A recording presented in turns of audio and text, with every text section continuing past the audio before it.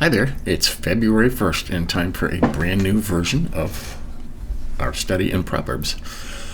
This month we're going to use the Good News translation.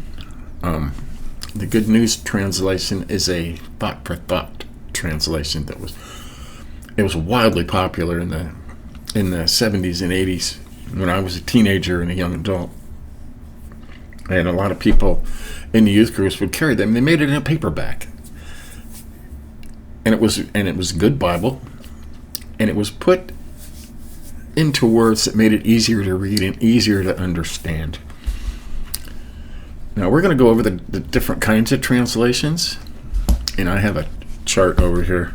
This is Brent McDonald uploaded this, and you can see word for word, and it goes to scale word for word being the most literal word, what it says, word for word translation, whether it makes sense or not. As you can see, as it goes all the way to the scale over here, all the way over to paraphrase, which is not word for word. So the direct word for word translation, as you can see, the New American Standard is way over, even more accurate word for word than the King James Version. Okay, which is kind of interesting. I didn't realize that before. And as it goes on, word for words, more or less word for word, until you get to the center here. And the NIV is probably the most popular Bible right now. And it's right in the middle. Okay? Uses both. The older version. Before 2011. After 2011, the word New International, they changed everything to gender neutral. And that's a personal thing. I don't agree with that. So we're using the Good News, which is way over here in the thought for thought, and we're going to parallel it with the New American Standard, word for word, so we can get both. And if you're studying, in really in-depth study, you really want to know what it says, you want to use a word for word. This is exactly what it says, and you can try and understand that yourself. The most famous saying is, in other words. Okay, people say that in other words, and that's what thought for thought is. They take that in other words and they write it down. So it's just the same thing, but it's in a language that makes it easier to read and understand. And you should really have both, on hand if you're going to study. So let's go over to our Proverbs, and I have the Good News translation up, and I'm going to parallel that with the New American Standard Bible, which is very accurate word for word, versus a thought for thought. And we've done, this is I think the 6th time we've gone through this, and we've done many different, I try to do a different translation each month. So last month it was what is it in here? I think we used the ESV, yeah. I see, last month we used the ESV, English Standard, I believe it was, yeah. Which is a word for word, and a good one of the better ones. And we use the NIV to parallel that, which is thought for thought. So this month we're doing a thought for thought, and then backing that up, just in case there's any confusion, we'll go over to the New American Standard, which is a direct word for word translation, just to see, if they change something you may or may not agree with. So let's begin. The value of Proverbs. The Proverbs of Solomon, son of David, king of Israel. Here are the Proverbs that will help you recognize wisdom and good advice and understand sayings with deep meaning. Okay, and you take this just for okay. I'll go over here, direct word for word, and you can see what they did. Okay. It says, to know wisdom and instruction, to discern the sayings of understanding. And it says the same thing, here are the Proverbs that will help you recognize wisdom and good advice and understand sayings with deep meaning. Okay? It expands it a little bit without changing words or, saying something different. You don't want it to say something different. Just another way of saying the same thing. Okay, let's continue. That can teach you how to live intelligently and how to be honest, just, and fair. They can make an inexperienced person clever and teach young people how to be resourceful. These proverbs can even add to the knowledge of the wise and give guidance to the educated so that they can understand the hidden meanings of proverbs and the problems that the wise raise. Problems that the wise raise. I like that. So, proverbs are good for simple people. They're good for educated people. Okay, what's this over here? To understand a proverb and a saying, the words of the wise and their riddles. So, okay, verse 7. Advice to the young. To have knowledge, you must first have reverence for the Lord. Stupid people have no respect for wisdom and refuse to learn. That's important. We're going to make that blue. Okay. Now it says the fear of the Lord, and people often trip over the fear of the Lord. And it doesn't mean to be afraid. Okay. I mean, you can be afraid, but it's like reverence, awe. My child, pay attention to what your father and mother tell you. Their teaching will improve your character as a handsome turban or a necklace improves your appearance. I like that.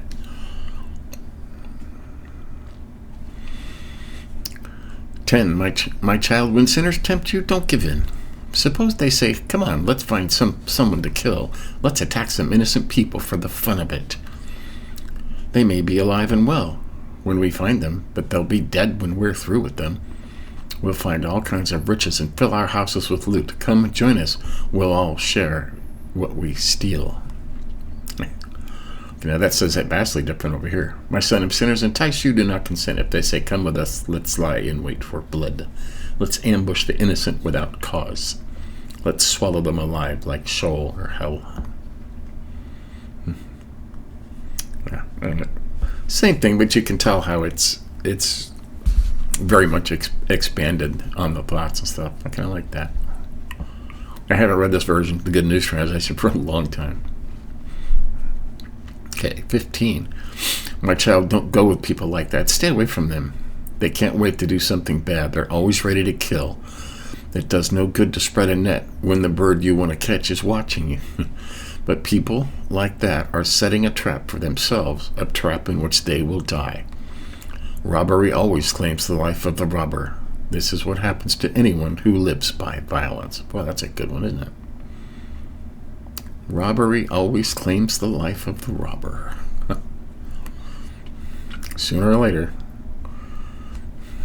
Such are the ways of everyone who makes unjust gain. It takes away the life of its possessors. Right? Wisdom calls. Verse 20. Listen, wisdom is calling out in the streets and marketplaces, calling loudly at the city gates and wherever people come together. Okay, and I think over here, it uses the female in the word for word. It likens wisdom to a female. And it doesn't do that here. Okay, verse 20. Listen, wisdom is calling out in the streets and marketplaces, calling loudly at the city gates and wherever people come together. Wisdom says, foolish people, how long do you want to be foolish? How long will you enjoy making fun of knowledge? Will you never learn?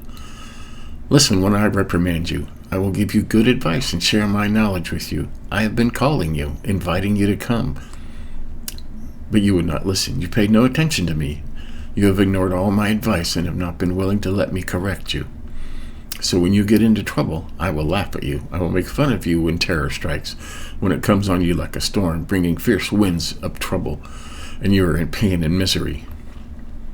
Then you will call for wisdom, but I will not answer. You may look for me everywhere, but you will not find me. You have never had any use for knowledge and have always refused to obey the Lord. You have never wanted my advice or paid attention when I corrected you. So then, you will get what you deserve, and your own actions will make you sick. Inexperienced people die because they reject wisdom. Stupid people are destroyed by their own lack of concern. But whoever listens to me will have security. He will be safe with no reason to be afraid. All right? Listen to wisdom. There you go. Well, that's in this. Whoever listens to me will live securely and will be at ease from the dread of evil. Word for word. Yeah, it calls them naive ones. It says naive, but over here it actually says stupid. It uses the word scoffers, naive, foolish, sluggards. It'll be interesting to see how they, over here they just say, verse 32 it says, stupid people. And over here in verse 32 it says, naive, for the naive. So, but yeah, that's one. We didn't highlight a whole lot. We're just beginning here, okay? We highlighted verse 2 just to see the difference. Here are the proverbs that will help you recognize wisdom and good advice and understand sayings with deep meaning. And word for word is to know wisdom and instruction, to discern the sayings of understanding. We like verse 6. Well, we'll do 5 and 6 because it was. Yeah. Okay. Do this. We'll make that yellow. So, about what Proverbs can do. They can make an inexperienced person clever and teach young people how to be resourceful. And it can teach old people how to be resourceful too.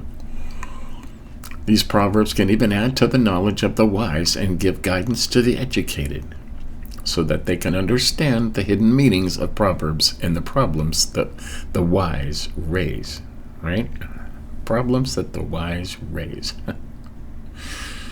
The words of the wise and their riddles. Right? Wise people try to trip up people that aren't wise.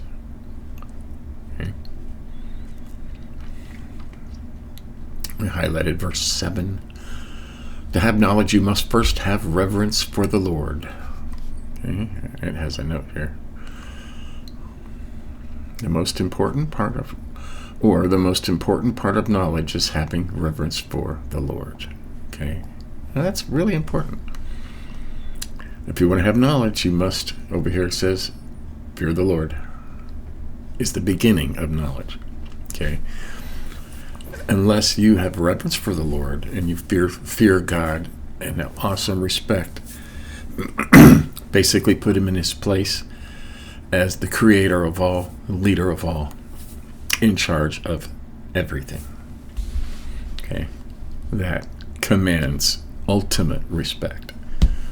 And you need that first before you can get knowledge. Okay? It says it right here in the very beginning of the book. So that's what it's going to take. Okay? And it talks about who not to hang out with.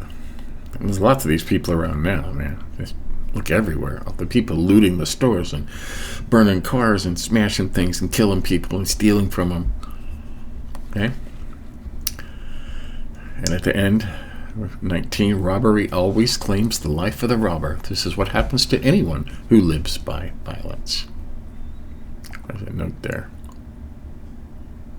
The path of. Huh. And we highlighted 33. Whoever listens to me, or knowledge, will have security. He will be safe with no reason to be afraid. Okay? If you fear the Lord, you won't have to fear anything else. So, I can tell this is going to be very interesting, reading the expanded thought-for-thought version. It's cool. And always keeping the direct word-for-word translation as a parallel so you can compare the two if it gets too far off of the stuff. So that's cool. So that's Proverbs 1. And starting a new month. This is going to be interesting. I'm looking forward to it. Stay tuned later today. We're continuing in day 32 of our Through the Bible in 1 year. Moses, the plagues are going to start on Moses and Pharaoh. So that's kind of getting exciting too.